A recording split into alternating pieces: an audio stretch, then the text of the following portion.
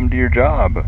I'm recording these tapes to help you get settled on your first night. I'm guessing you'll be replacing me after I quit this job in about a week. I'm gonna warn you, this place is a nightmare. I don't really like it here, but, well, money is money, I guess. Anyway, let's start with the basics. So, as you can see, you have a computer in front of you with the camera system. To change the cameras, just use the numbers on your keyboard. Behind you, you have the main hallway and a security door. To close it, just hold the button, and then under the desk, you have the vent system. I will explain later why you need to use that. Now, there are a lot of things happening in this place at night, mainly involving the animatronic characters. You see, they tend to move for some reason. I asked the company about it, and they just told me it has something to do with their security systems malfunctioning. I don't really know, and I don't really believe that either.